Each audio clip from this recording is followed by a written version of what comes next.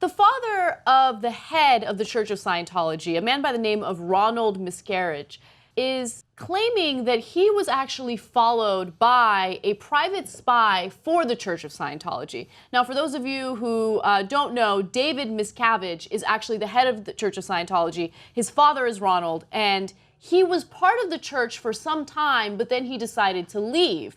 And once you leave the church, then you're going to run into some problems. At least that's according to some who have left in the past and who have had similar experiences to Ronald. So according to the Los Angeles Times, the church paid 2 detectives $10,000 a week through an intermediary, the records indicate, all because Miscavige feared his father would divulge too much about the organization's activities.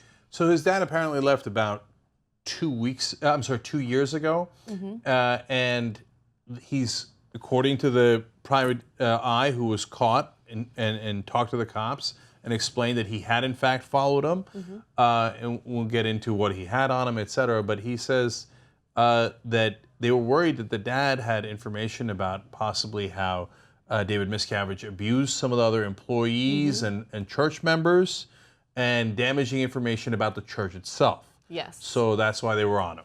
It's incredible because based on the documentary Going Clear, a lot of people are afraid to leave the church because of blackmail, right? They go through audits where they share a lot of personal information about themselves, and then the church will blackmail them with that information should they choose to leave or if they threaten to leave. In this case, turns out that some of the church members have some dirt as well, so the tables can be turned and they can actually threaten the church with information. But nonetheless, they eavesdropped, spied on his emails, and planted GPS units on his car. And this is according to police reports. So why is this in police reports? This is incredible.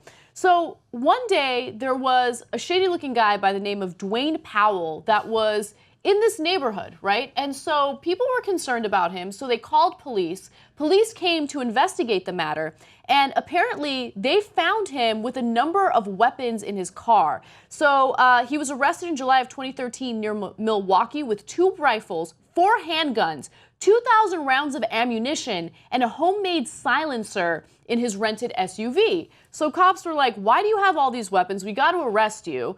And later on, they found out through interviewing Powell that he was hired by the Church of Scientology to spy on Ronald Miscavige. Okay, so what else did they find? Powell initially declined to name his employer, but at the police station, he told Detective Nicholas Pye that he was hired by the Church of Scientology to conduct, quote, full-time surveillance on the elder Miscavige, now 79, who lived in a nearby town. Amazing. So at a bare minimum, the homemade silencer is illegal. So now they've got him on that, so that's why he starts talking, and he says, yeah, I know, I was definitely following him. They ask him, were you planning to killing him? We've got all these weapons. He's like, no, just follow him. And they explained different ways that they did, do surveillance on him. They would literally get up behind him in line in some places. Yes. Okay. And listen to his conversations. Now, before we get to all the different ways that they spied, because that's fascinating, another thing that I found really interesting in these police reports is that Powell claims that at one point he was following Ronald Miscavige, and he noticed that he was holding his chest and it appeared that he was having a heart attack. At that point, he called David Miscavige and said, hey, I think your dad might be having a heart attack. What should I do? And Powell alleges that Miscavige told him, well, if it's time to go, just let him go. Basically, let him die. Let my father die if he's having a heart attack. Now, Miscavige, of course, David Miscavige says, oh, Powell, never heard of him. No, I don't know what you're talking about. Mr. Miscavige has never talked to a guy like that, doesn't know anything about that guy. Do you guys hire private detectives every once in a while? Well, when we're involved in litigation, we might hire a private detective or two. So that's a way of saying, like, you're going to have receipts, you're going to have witnesses that say that we did hire the private detective, so we can't deny that. But we can deny that he talked to him on the phone because you're going to have an incredibly hard time proving that. Exactly. Right. So let me tell you exactly how they spied on individuals and specifically on Ronald. In his July 2013 interview with police, Powell said that he and a second investigator, who's actually his 21-year-old son Daniel, searched the elder Miscavige garbage, photographed him wherever he went, and tracked him with a GPS device attached to his car and linked to an iPad that read out his location. Okay. Jesus. He also said when Ron would go to the library to check his emails, they would stand behind him and take pictures of the screen. When he would be eating at a restaurant, they would sit nearby or at his table and listen to his conversations. If Ron was in his vehicle on the phone, they would pull up next to him and monitor his conversations. Amazing. Okay. By the way, as chairman of the board of the Religious Technology Center, David Miscavige holds the very lucrative rights to the trademarks of Scientology and Dianetics. Now remember, L. Ron Hubbard starts with Dianetics first, self-help stuff, and then he says, oh yeah, by the way, I got a religion, Scientology. He trademarks them. I like the idea of Jesus Christ going to the trademark office in Nazareth and be like, I'd like to trademark this thing where I'm going to call, let's see, my name is Jesus Christ. Let's go Christianity, all right? So no other religion is trademarked. This is, they make a ton of money off of it. He holds it.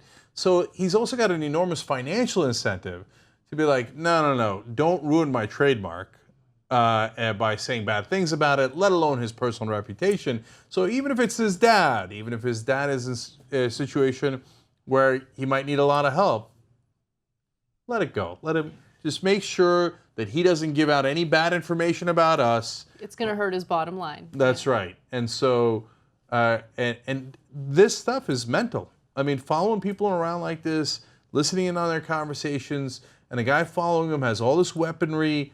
This stuff is mental, okay? Right. So if you're going to join the Church of Scientology and you go and do an audit and they're going to find out all of the bad stuff in your life, you sure? You sure? Now, these are allegations. There's some significant weight behind them. You want to take that chance? All right, but it's a weird path to go down. I wonder if the federal government isn't doing anything about this because they spy on people as well. Right? They're like, instead of going after you, why don't we trade some tips? How about that? No, I mean, the federal government doesn't want to stir this hornet's nest, right? They're like, Scientology, what a pain in the ass. And then they're going to target us. You remember what they did to the IRS? The IRS went after them. They came after the IRS, and they got spies to work at the IRS. They stole information from there until finally the IRS is like, all right, forget it. You get whatever you want. You want tax exempt. Congratulations, you're a religion. You're tax exempt now. Amazing.